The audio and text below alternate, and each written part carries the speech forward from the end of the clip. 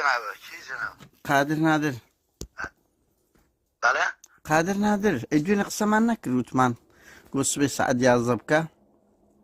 ئاها سەرچاوم گیانەکەم سەرسەرم ئەمریکا قوربان وەڵا ساڵم ئەمریکا براکەم کاک زیاد ئێوەش سەرۆک لیستی یەکێتی لە پەرلەمان وایە نا بەڵێ بە پێی هەواڵەکان لەسەروی 50 خوێندکارتان گرتیاوە ئەو ڤیددیۆیانەی بڵاو بوویتەوە هەمان ئەو ڤیددیۆیە لە 82 ئەمن دیومە یعنی لە تەڵەبەی زانکۆکانی سلاحەدین و سلێمانی دەدرانی چۆن بەعسیەکان لە یەکا خاتە توای پێشی پرسیارەکەی با دوو قسە بکەین تەزیلە ها تەزیلە ئیجازەم بە ئەگەر پرسیارم لە یەکەی ئەوەی پەیوەندی بە منەوە هەبێ وەڵامت دێمەوە بەسەر چاوان بەڵام لە قسەکان تا بێ ڕێزیکردنی تیاابێ داخەمەوە داوای لێبرد ناکەم بە هیچ شتێک ینی بە هیچ کەسێک شوبهاندنی بە هیچ کەسێک هیچ کەس مەشوبهێنە بە هیچ کەس ئەوە بێڕێزیش بەرامبەر هیچ کەسێک نەئەکەم و نە پرسیارەکەشت تیاابێت باشە برام بە خزمەتان بێڕێزی شتێکە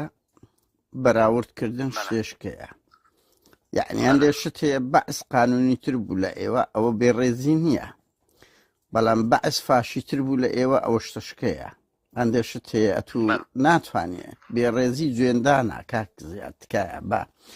من ئەوەی ئێستا دیتیتم لە ڤیددیۆ ئەو ئازار و ئەشکەنجەدانەی پۆلیس دەیکا لە بەرامبەر خوێندکارە هەمان ئەو شتم دیکە لە دەوائیری ئەمنەکان کە لە 82 خەڵک خۆپیشاندا ئەوە بێڕێزی نییە کاک زیاد کۆمنتارت چییە لەوەی خوێندکار بە شێوەی سلمی دێتە سەجادا دەیانگرن یعنی ئەوە باشەوانە چیان کردیە دەیانگرن تا ئەشکەنجەیان دەدەن شوێن بزریان دەکەن ینی هۆکاری چییە تۆ کادیرێکی دیاری ئەو حیزبەی و حیزبەکەی تو باڵا دەستە لەو منتیقەیە بەڕێزم وەک خۆت وتت من ئەندامی پەرلەمانی کوردستان و لە فراکسیۆنی یەکێتی نیشتیمانی کوردستان و سەرۆکی فراکسیۆنم بەسەبارەت بە خۆپیشاندانی خوێندکاران هەموو کات خۆپیشاندانی خوێندکاران هەموو خۆپیشاندانەکان هەموو ئازادیەکان لای ئێمە و لای حیزبەکەی من باسی حکوومەت ناکەم لای حیزبەکەی من ئازادیەکان هەموو هەوڵەکانمان بۆ ئازادیەکان فراهەم بکرێ و لە ڕابردووشە بە جۆرێک کردومانە لەو سنوورێکی یەکێتی نیشتیمانی کوردستان تیا باڵا دەست بووە ئازادیەکان ئازادی ڕۆژنامەگەری ئازادی تاگ ئازادی ڕادەربڕین ئازادی خۆپیشاندان هەبووە کە ئەمە سەروەریەکەی بەڕێی من بۆ یەکێتی نیشتیمانی کوردستان ئەگەرێتەوە ڕەنگە لە ڕابردووشە سەرێشەشی بۆ دروست کردێتین بەڵام ئێمە وا سەیرەکەی ئەمە استراتیژیەکە و سەروەریەکەی بۆ یەکێتی نیشتیمانی کوردستان ئەگەڕێتەوە سەبارەت بە خۆپیشاندانی خوێندکاران و هەر توێژی تری لا و کۆمەڵگا خۆپیشاندان بە شێوەی سلمی و بە شێوەی لە چوارچێوەی یاسا بەلای ئێمەوە ئەرچیشی پیرۆزە و جۆگرتن لێ شەرەفمەندانەوە پێویستە بە دوواداچوون بکرێ بۆ داواکاریەکانیان و داواکاریەکانیان جێبەجێ ئاخر ئەتون نەکات کاک زیاد ئەگەر مەزالم بە بۆی جوابی پرسیارەکە دەمەوە نمونەشمان لە بەردەسە کە پارساڵ خۆپیشاندانی خوێندکاران لەسەر مەسەلەی دەرماڵک ئەنجام درا و سەرۆکی یەکێتی نیشتیمانی کوردستان لەسەر و 10 سەعاتەوە دانیشتنی لەگەڵ کردن بەشی زۆری داواکاریەکانیان لە خزمەتگوزاری لە بەشە ناوخۆیەکان لە مەسەلەی دەرماڵە لە هەمووانە هەوڵ دراوەی کە پێویستە نەک وەکو حکوومەتیش وەکو یەکێتی نیشتیمانی کوردستانیش بۆیان جێبەجێ بکرێەوە هەوڵ بدرێ لە ڕێگەی تیمەکەی لە حکوومەت و لە ڕێگەی فراکسیۆنەکەشەوە هەوڵ بدرێ کە لەگەڵ حکوومەت هەوڵ بدرێ بۆی ئەوانەی کە خواست و داخوازیەکانی خوێندکاران و پێداویستیەکانیانە هەوڵی جێبەجێکردنی بدرێ بەڵام وەکۆی کە جنابە دەڵێ ئێمە ئەچیت ئەو ڕۆژانەی پێشش خۆپیشاندان هەبووە و ئێمە من باسی ئەرکی پەرلەمانیەکەم وەکو ئەرکی پەرلەمانی لە هەموو ئەمانە لە هەر شوێنێکی کوردستانە بێ لە سلێمانی بێ لە دهۆک بێ لە هەولێر بێ لە هەر شوێنێک بێت ئەرکی پەرلەمانی خۆمان بە دوواداچوون جێبەجێ ئەەکەین بۆی لە هەر شوێنێکە پرسیار لەوە بکەین کە ئایا ڕێگری لەو ئازادیانەی خەڵک لەکوێ هەبێت ئێمە قسەی خۆمانی لەسەرەکەین ئەوە سیاست و بەرنامەی یەکێتی نیشتیمانی کوردستانە. کاک زییا بە قوربان بەشێک لە قسەکان ئەمە ڕاستە هەمومان با بۆ ئەوی خەڵکی ئەمیش لەگەڵت دام ئەوەی لە دەڤەری سەوس ئازادی هەیە لە زەرد نییە ئەوە منتەهین یعنی پێویستیش ناکە هەموو دەم باز بکرێ شتەکە ئەوەندە گەورەیە دیارە بەڵام کاچی من پرسیارەکە لێ یەکەم ئەڵێم ئەشکەنجەی خەڵک درایە خەڵک شوێن بزر کرایە تۆ سەرۆک لیستە چی سەرۆک لیست ئەی حیزبەکی دووەمی دوونێتینە ناو داخلەی تەڵەبەی خەڵکیان بردیە کە بەعزوەی نەکردیە ئەشکەنجە درانە شوون بزر دەکرن چۆن دەکرێ برێ بە دواتچوون دەکەین چۆن ئاگات لێ نییە وانە بەسە ئەوە پرسیارە چ لێ بکەم ئایا تو ئیدانەی دەستگا ئەمنیەکانی خۆتان دەدەی کە بە ڤیددیۆ هەیە ئازار و ئەشکەنجەی خوێنکاران دەدەن ئیدانە دەکەی ئەگەر ئازادیشتا هەم بێ بە زمانە ئەوەیە لە خەڵک بدرێ بەڵێ ئەچیت من ئیدانە دەکەی خەڵک ئیدانەکردن لە دوای ئەوەی کە تۆ بە دواداچوونەکەی ڕاستی مۆزوعەکان زۆر جار بەس ڤیددیۆیە بە وێنە هەیە کاک زیاد ئێمە بە دواداچوون بۆ کاک زیاد دڵنیاش دەکەین وەکو فراکسیۆنیش وە لە ڕێگە حزبەکەی خۆشمانەوە و لە ڕێگەی ئیشی پیشەیی خۆشمان لە پەرلەمانیش ئەو ئیشاکەین و بە دواداچوون کاک زیاد دەزانی خەلەلێک هەبێ لە هەر شوێنێکی ئەم کوردستانابێ ئێمە قسەی خۆیان لەسەرەکەین جال وەکو ئەرزم کردی لە زاخۆ بێ یان لە گەرمیان بێ بەلای ئێمەوە وەک یەکە و بەس کاک زیاد تخوایەک قەوز ئەو با هەوڵ بدرێ بەرپرسی کورد خۆی بدستەوە لەو شێوە مەتاتیە ڤیددیۆ هەیە ڤیددیۆ لە تەلەبە دەدرێ سی40 ناو لەکنە من هەیە 35 ناو هەیە لۆ دەنێرم ئەوانە شوم جیرانە لە دوونێکەوە ئەوە پێویست ناکە بڵێ بە دواتچوون دەکەم یعنی کە ڤیددیۆیە کەبی لێ دوێ دەکەم ئەگەر کەسێک ژیرابێ ئەگە بە دواتچوون نەکە ینی چیەکەی هەر بێ بە دوای بچی بەس باشە ئەگە چیام قەزیە چۆنەوە چۆن بۆ ئاکێدان لا سژنا کەس سژن نییە خۆ بێ پرسیار بکەین خۆ پار حەدەسێک ڕووی داوە ڤیدۆش بڵاو کرایەوە و هەموو خەڵکی کوردستانیش بەشی زۆری دام و دەستگاکانی ئەم هەرێمی کوردستانە بە هەڵاچون و لە دوای ڕاستەکانی ژوا دەرنەچوون لەبەرەوە پێویستی ئەگە ڤیددیۆیەک لێدان لەو گۆڕەی هەبێتن یعنی دیارە ئەو زلکی پۆلیسی لەبەرە و دەکەونە بە 5 دەکەونە ژیانە ئەوەش پێویستی بە دوواداچوونەوە پێویستە وە پێش لە ڕابردووشە چەندین جار حاڵی وا ڕووی داوە دەستگا ئەمنیەکان ئیجراعاتیان کردووە لەگەڵ ئەو کەسانێکە ئەو حاڵتانیان ئەمەش پێ بێمەتی دیسان بە دوواداچوونە ئیدانەکردن خۆت کاقادر زۆر جا خۆ دەڵێ زۆر جا خەڵکی شرخنە ئێوە گرێ تەنیا ئیدانەکردن چییە ینی هەر تەنیاوە چیە بەس گرنگە هەر باشترە لە هیچ هەر باشترە لە هیچ ئەزان چۆنە ئیشی ئێمە بە دوواداچوونە ئەو بە داداچوونەکەی گەیشتی ناواسیەکان ئیدانەشەکەین و بە دواشاشین بۆی ئیجراعات کرێ لەو بابەتانە برام قەت ئیدانەی حزبەکەی خۆتان کردووە لەسەر ئەو نوع ڕەفتارانە مەسەلەن خۆ هەمومان دیتمان بە پۆستاڵ کاک زیاد خۆیە قەوس من بۆ خۆم 2 ساڵ لەمەوبەر بوو بە پۆستاڵ یەکێک لە کارمەندەکانتان وەرگەڕاجیانی خوێندکاران بووە هەڵڵایەک وەچی ئەوی مامۆستای سلێمانی کە چیار ئەو کەسە ئەمن بۆ خۆم کاگرانزەر گراوی قسەمان لەگەدە کرد بە کەیف خۆی ئەوە بوو 1000 جوێنیشی بە ئێمە دەداوە یعنی دەنکەشمان بڵاو کردەوە نانە من قەزم لەسەدێ یعنی لە دەرەوە بوو کاقوبادیش گوتی کاک زیاد تخوایە قەوس ئیجازە بەبرام کاژڵەی کارمەندێکتان ئەو کارمەندی حکوومەتی هەرێمی کوردستانە لە دەستگایەکی ئەمنی کارەکە مەرج نییە یەکێتی بێ کارمەندی دەستگای ئەمنی و حکوومەتی هەرێمی کوردستانە و بە پێی ئاسایشی سلێمانی کادیری پارتی تێدایە کاکە یان کادیری پارتی من نەموتووە پارتی ئەڵێم تو دەڵێی کارمەندی تێی هەیە لای من ئەوە کارمەندێکی دەستگایەکی ئەمنیە ئەرکێکی پیرۆزی لە ئەستۆیە بێ ئەرکەکەی بە پیرۆزی ئەجە بە پێڵا بستە سەرجیە بۆ کوردستانەکەی دڵسۆز بێ بۆ وڵاتەکەی نای منە کارمەندی من کارمەندی حکوومەتی هەرێمی کوردستان کارمەندی یەکێتیە کاک زیاد بە قوربان ئەو کارمەندە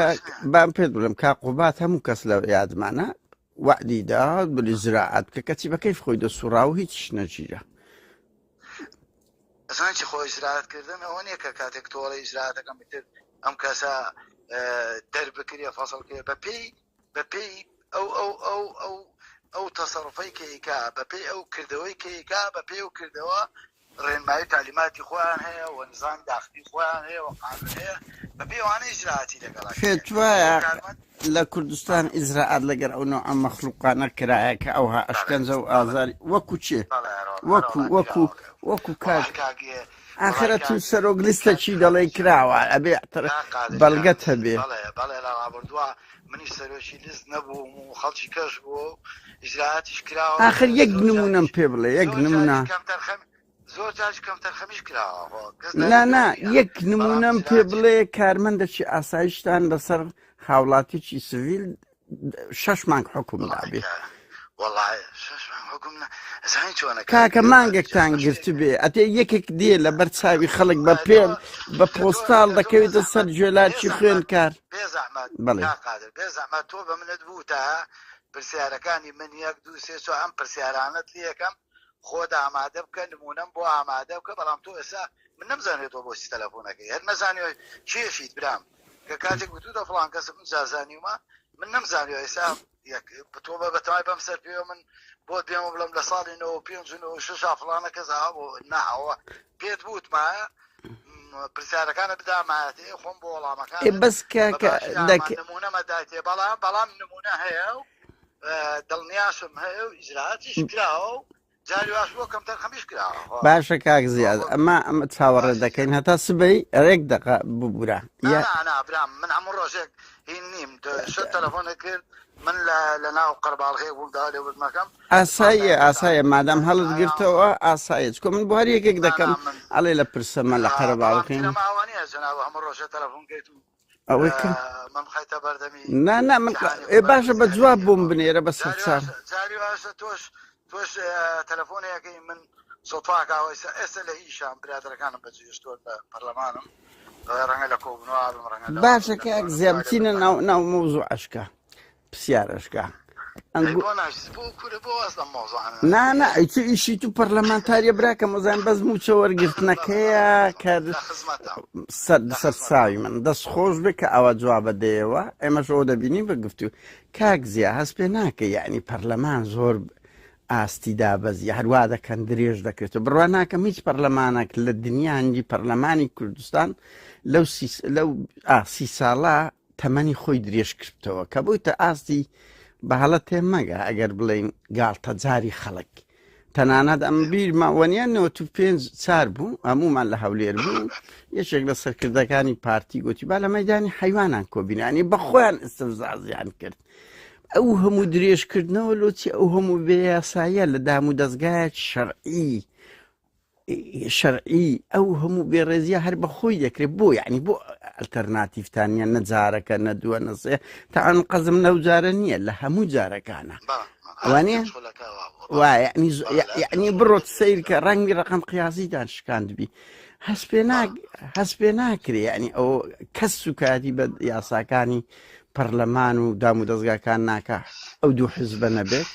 بەڵێ ئەجا جۆم بۆ بگرە بۆی وەڵامت بدەمەوە بەڵێ ئەوەی کە بۆ نمونەی عێراقیێنی عێراق خاوەنی دەستورێکە لە دەستورەکەی بە نەسێکی سەریح و واضح نووسراوە کە هەر 4 ساڵ جارێک هەڵبژاردن لە عێراق ئەکرێت باشە بەڵێ ئەمە بە نەسێکی سەریح و واضح لە دەستور نووسراوە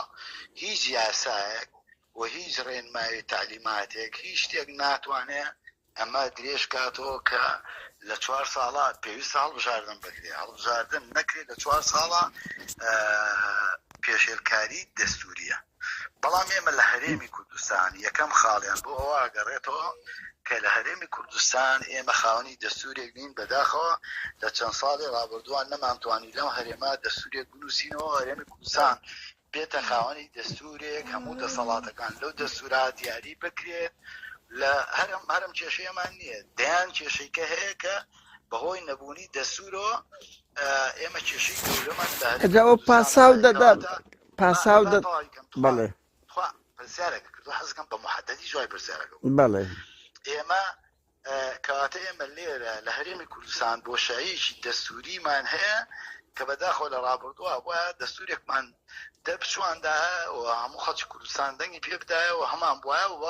ئێستش هەتاوەکو ئەو دەستورە دەرنەسی ئەم کێشانەمانە بێ ئەمە یەک. دووەم مەسەلەی هەڵبژاردن خۆدوتەنی لە هەر 4-5 خولەکە درێژ کراوەتەوە. مەسەلەی درێژکردنەوەی ئەم خولەی پەرلەمانی کوردستان ئەمە تاعن نییە بۆ هیچ هێزێکی سیاسی بۆ هیچ دانێکی سیاسی، بەڵام ڕوونکردنەوەیەکە. ئێمە یەکێتی نیشتیمانی کوردستان و پارتی دیموکراتی کوردستان اتفاقێکی سیاسییان هەیە بۆ پێگەنانی کابینەی نوێمی حکوومەتی هەرێمی کوردستان لە 2019 و بزوتنەوەی گۆڕان و پارتیژی اتفاقێکیان هەیە. بەپێی ئەم دوو اتفاقیە بێ بە نەسێکی صریح و واضح هاتووە کە قانونی انتخابات ئەو قانونەی کە 30 ساڵە لە هەرێمی کوردستان انتخاباتی پێکرێ کە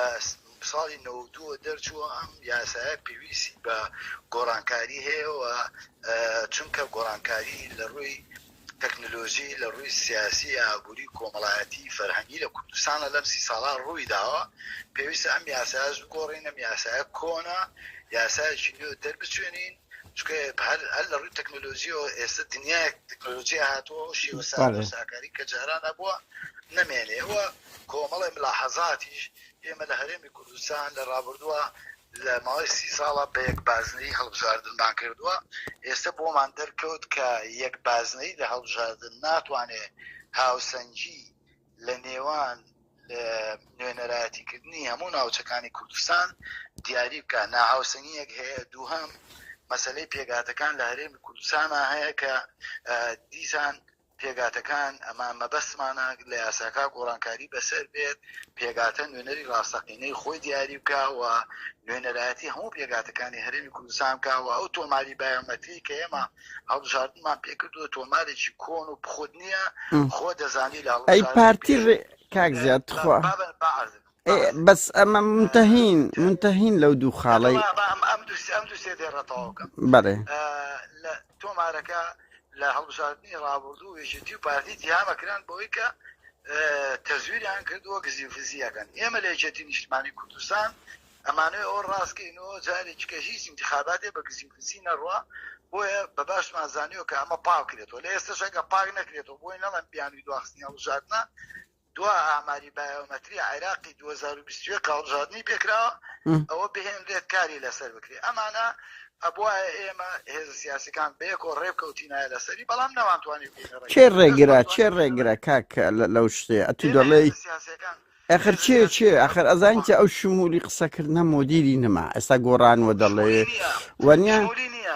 ئێمە پارتی گۆڕان کۆمەڵ یەکگرتوونەوەی نێدانیشتوی چ کام حزب ڕێگرە لە پاککردنەوە کاک زیاد خوا یەقەوس خەڵکمان تەقدیم کرد جوابیان پرسیارەی تۆیە پرۆژەیەکمان تەقدیم کردووە ئێمە کۆمەڵ یەکگرتوونەوەی نوێ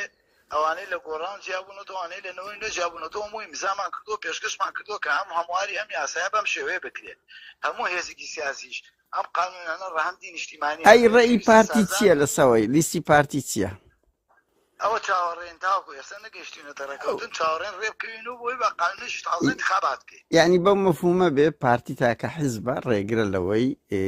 یاسای گزیفزی تەزویر و ئەوە پێکاتەکان دەستکاری بکرێتن ئەو دەیەوێت هەر بە کۆن بەردەوام بێتن بەپێی ئەو گوتەی تو بچکۆ هەموو حیزبەکان قبول یاداشتان داوە تاکەشت خەڵک ئاوە پرسیاری دەوێت کاک بەڵە پرۆژەیەکمان تەقدیم کردووە بۆەوەی بەناس پێ و بڵێ یەکێتی نیشتیمانی کوردستان گرتوون نەوەی نوێ کۆمەڵ ئەوانەی جیابوونەتەوە لە گۆڕان لەبەرەوەی گۆڕان لێ و بەشەی تریان خۆشیان پرۆژەیەکیان تەقدیم کردووە کە هەر نزیکە لەو پرۆژەی ئێمەوە هەموو ئەمانە داوامان کردو بەم شێوەیە لەسەر شتێک ڕێکەوتوین کە لە تەواو پێک دێ پرۆژەیەکە تەقدیممان کردووەوە چەندین جاردانیشتوین لە هەموو هێز سیاسەکان لەگەڵ پارتیش نەگەیشتوینێتە ڕێکەوتن ئێستا چاوەڕێەوەین پارتیش لوتە بنوێنێ لەبەرەوەی ئەم قانونە ڕاندی نیشتیمانیە بێ هەمووان بزانین لەسەری ئەوش بێت لەگەڵمان بسازێ بۆی لە داهاتوێکی نزیکا کاک زیاد دەستخۆش ئەمەکە گەیشت کە پارتی تاکە حیزبە دەیەوێ بەردەوام بێت کاک زیاد بچینە سەر پرسیارەشکە ئەو ڕۆژە کاک پاڤل گوتی بکوژانی شەهید موراد جیرانە وایانە لە دیدارەکەی لە کەناڵی ڕوودا هیچ معلوماتێکم من ئێ باشە سەرۆک حیزبەکەت وە دەڵێ حەدەسە چی وا گەورە ئەڵێ ئەوواگە بکرێ پرسیار لە دەستگامیەکان کەی بخوا کاک ئەتو نوێنەری حیزبەکی هەژدە پەرلەمانتارن وایانە هەڵە نەبم تۆ دەبی قوربان بیستدوین بەڵێ بیستدون بەهەرحاڵ بیستدون ببوورە ئەی خولەکەی تر هەژدە بوو بە هیواین لۆ خۆتان زیاد بن دەگەڕێ سەر نشات و جوڵ و بەهەرحاڵ نامێ بچمە سەرەوەی ئەو بۆ خۆتانە هەموو حزبێک هەوڵ دەدا ئەندامی زیاتر بێ بەڵام تۆ نوێنەری وانی واتە دەبێ وەکو بەرپرسەکی باڵای ئەو حزبەی چۆن ئاگات لە ڕووداوەکی وایان لە لێدوانێکی وای سەرۆکەکەت نییە کە دەڵێ گیراون دەکرێت پێمان بگوترێ چێ گیراون ناویان چیە و ئیجرعاتەکان بەرەو چێ ڕۆی کاقادجان حەزب خۆتەزانی دامەزراوەی و مؤسساتی هەیە هەموو کەسێک لە حزبێکی سیاسیە ئاگاداری هەموو جومگەکانی حزبەکە نییە من ڕووداوی وا گەورەوە نییە کاکەوە ئەگەرەوەی پەیوەندی بە دەستگامیەکانەوە هەیە و خەڵک چیراوە نەچیراوە من هیچ ئاگاداری نیم و داوا لە بردنەکەمەوە لە دەستگامیەکان پرسیار بکەی ئەوان وەڵامت بدەنەوە بەڵام من دڵنیام جەنابی سەرۆشی حیزبەکەم ئەوەی کە بیڵێت ئەلبەت شت بووە یان بۆ یان ئیجراعات دەکرێ بۆیە وتوێتی بەس کاک زیاد ئەوە عەدەسێکی بچووک نییە تو ئاگا لێ نەبی هەموو خەڵک دەبێ ئاگای لەو شتانە بێوە نیە یعنی ئەوە عەدەسێک بەسەری کاقادر نە ئاگام لە ئیشی سەری من تێمەکتم تخوا لەناو پەرلەمانیش لە دووسێ لیژنەی ناوخۆ هەیە پێشمەرگە هەیە من ئەندامی ئەو لیژنانەش نیم ئەچینە بەسەر چاوەڵام مەدایتەوە بەس قا دەزانیتی ئەسا هەموو کادیرێکی دیارەکێتی و پارتی دەبێ ئاگاداری ڕووداوە گەرما و گەرمەکان چکونێنەری ئەو حزبەیە پرسیاری ئاراستە دەکرێ وایانە ئەمە ڕاستە عەدەسێکێکو تیرۆری ئەو گروپەی ڕانیەی بەڵێ ڕاستەوخۆ پەیوەندیان بە دەستگامیەکانەوە بۆ شوێنانەوە لێ بگەڕێن ئەوان جەنابیان لێدوان لەسەر ئەم بابەتانە ئادەن من ڕەنگە نەتوانم وەکو خۆیان وەکو پێویست ئاگاداری ئەوە بوو لێدوان بدەم و داوا لێ بردنەکەم لەوان بەهەرحاڵ ئەوە باش نییە بەس یعنی ئەوە دەبێ فاکتان هەبێ دڵمە یارمەتیم بەی کاقادر زۆر درێژ کردەوە نا تو یەک دقە 5 دقە ئەو پەڕی 3-4 دقەیت کاک زیا یەک پرسیاری کەی گرنگ یعنی قۆناغی هاتنە پێشە من ناچم مادام ئەوە دەرێ دام نابرە سا تەمووز ئەوانەش قسە بکەم بەس بەهەرحاڵ یەک شتی گرنگیشتر چکۆ من نامەیە خەڵک ئیزعاج بکەم قۆناغی دوای 8 تەمووز ئاخر ناوەتو کە مەشغوڵ بیار چەندە وعدمان وابوو لە 11 تەلەفۆن لۆ بکەم ئەوە من لە سەوەختی خۆم کردم بەهەرحاڵ ئەو قۆناغەی یەکێتی لە دوای 8 تەمووزەوە ئەگە هەست پێ بکەی کۆمەڵێک حاڵەتی نوێی هاتە ناوێ یەکێک لەوانە تیرۆرە کادیرەکانی خۆتان کە تۆمەتێکی گەرەک زۆر دەکرێوەنە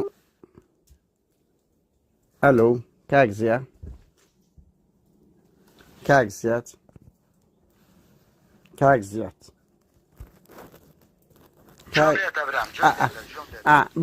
ببوورە دوایین پرسیار دەبێ برا با کات نەگرم قۆناغی دوای یەک دقە بەستەوە کەم دووسێ نمونەیەوە بی خوێنەر تێبگات پرسیارەی گوێرەگر یعنی ئەو قۆناغی دوای 8 تەمووز کۆمەڵێک تیرۆری ناخە تەواوم نەکرد کاکە مەسەڵەن هەن لە تیرۆری مرادکانی کوردەی لەو منتقەیە ڕوودا و بە ڕۆژی بە ئەوەتی هەر لە تیرۆری عەقید هاوکار کە باز دەکرێت و پێ ئیجراعاتانەی پارتی باسی کرد دەستگای ئەمنی پارتی ئەمە ناڵێن من بۆ خۆم داست پێ دەکەم دەستگای ئەمنی پارتیە یعنی دوو حاڵەتە و ئەمە ئاگامان لێ قۆناغی پاڤل هەتا لە ئەوروپاش شێشە هەیە ینی هەوڵ دەدرێت بە ئێرهاب جیایە یعنی قۆناغی پاڤل توندوتیژێکی گەلک زۆری پێوەیە و شێوازەکان حتا کادیرانی خۆشتان دەگرتەوە کە پێشووتر ئەم ناڵێم نەبووە بەس کەم بوو ئاگەنا لە قۆناغی هەموو قۆناغەکان وتێکەوە لە دەڤەری سەوزیش چەندین کەس تیرۆر کرایە بەس ئەو قۆناغە شێوەی کوشتنەکان زۆر ئەرهابیانەترا زۆر تونترا هەتا کادیرانی خۆشتان دەگرتەوە هەست پێ ناکەین ئەوە کسەی زۆر گەورەیەچێتیە بەڵێ کاقادجان لە مێژوویشتی نیشتمانی کوردستان و مێژی بزوتنەوەی ڕزگاری خوازی خەڵکی کوردستان و دوای ڕاپەڕینیش بە چەند قۆناغێکی جیاجیا ئەم هەرێمی کوردستانە پیاتێ پەڕی و بەداخ و خەڵکی کوردستانیش پیاتێ پەڕیەوە دژمنانمان لە چواردەوتمان و هەموو ئەوانەی کە هەبوون لەسەر ساحەی سیاسی کوردستان تیرۆر هەبوو بەردەوام تیرۆر کراوە خەڵک شەهید کراوە بەڵام لەشێتی نیشتمانی کوردستان مێژوەکەی شاهیدەتی کە بەردەوام خوا کاک زیاد 15 نمونە لۆ بژمێرم کاک زیاد خوای قەوس ئازانم ئەزان بەس کاچمە تو ئاخر پرسیارە تۆ ئەو گردا ئەو نەخشە تۆ دیقەتدا پرسیارەکەی تۆ دوور و درێژترە لە وەڵامەکانیەوەی کە نانا بەس کاک زیاد ئەوە لە هەموو دنیا وایە پرسیارەکەی من جواب دەدەمەوە کاک من جوابم بە لە باتی منی جواب دەیتەوە نا جواب نە ئاخر ئەمە بێزار بووینە ئەوە 32 ساڵە جێمەنا یەکێتی نیشتیمانی کوردستان ئەوەیە ئازادیە و هیچ تیرۆری نیە ئەم 15 ناوت لۆ بژمێرم لە نوتیەکەەوە تا ئێستا لە قۆناغی تاالبانی لە بۆ ئێستاکە نەچێ ئەو حیزبە بە تاریخی خۆی 26,000 شەهیدی داوە باشە بەس ئەو شەرعێتی پێ نادە تیرۆر بکرێ هەموو دقەیە قابلەوەی هەموو دقەیەک بە شانازیەوە بڵێن ئەوە مێژوەکەیەتی باشە باش خۆ ئەو مێژ دژە تیرۆر بووە یەکێتی نیشتیمانی کوردستان دەستێکی پۆڵاین بۆ ڕوبەڕووبوونەوەی تیرۆر یەکێتی نیشتیمانی کوردستان لە هەموو قۆناغە جیاجیەکان لە پێشەوەی بەرەنگاربوونەوەی تیرۆر و داژیکاری ئەم خاک و وڵاتە بووە بە نمونە شەڕی داعش بووە کە زۆرترین و باشترین لە فەرماندەی بەس ئەوان کاوە دووشتی جیا کاک زیاد کاک زیاد بە قوربان ئەو دووشتی جیایە ئەنگۆ بەوان بەو وشیۆنی نا ئەوە وەکۆوێ دەرە کۆنە پێشمەرگەیە بەڵام لە بۆی هەیە دزی بکە لە بۆی هەیە تیرۆر بکە بەڵێ کاک زیاد بە کورە نەک تۆپی کاک زیاد خوا با یەک قەوزۆ بخوێنەر ئەو بگا ئەنگۆ زۆر جار فێڵ لە خەڵک دەکەن فێڵ یعنی ئێمە ئەڵێن ئێمە مەسەن یەک کۆنە پێشمەرگە بووە وا بۆ بابە کۆنە پێشمەرگەمانە ئەوە نییە تاوان بکە مانە حزبێک 26,000 شەهیدیە بیمانە ئەوە نییە مەسەن هەمە حەلاق و 11 کەسی تیرۆر بکاتن بەنمونە یعنی ئەوە مانای ئەوە نییە شەرعێتی پێ بدەین مادام لە شاخ بۆ مادام ئەوە بۆەوە نییە من پێ دەڵێم تیرۆر لە قۆناغی پاڤەر زۆر گەشەی کردیە زۆر خەتەریشە شێوەی تیرۆرەکان ئەوە مانای ئەوە نییە پارتی لەنگۆ خەتەرتر و زیاتری نەکردیە ئەمن منتەهیم ئەمن لە ناو ئەو شتە دەکوڵین بەڵام ئەمە ڕێی جەنابتە لە جینا ئەوە نییە تیرۆر لە هیچ لەم قۆناغەیەکێتی نیشتمانی کوردستان قۆناغێکی ڕاگوزەرێکێتی قۆناغی گۆڕانکاریە بەرەو گەشەکردن و نوێبوونەوە قۆناغێکە خۆ کاکە بە تیرۆری کادیرەکانی خۆتان نوێ دەبنەوە کاک زیاد خۆ بە تیرۆری کادیرەکانی خۆتانەوە بە جەماعی تیرۆریان بکەن ئەوە نوێبوونەوەیە ئەوە نوێبوونەوەیە بە تەواوەتی کوڕەکانی تاالبانی باڵا دەستن بوویتە سرف حزبی کاکە هەمومان بە یەکێتیە ماندی بووینە ئێستاکە هەموو ئەوە دوێنێ بنە ماڵی شەیدانی یەکێتی خۆتان لێتان بەڵێ بەشی گەورەی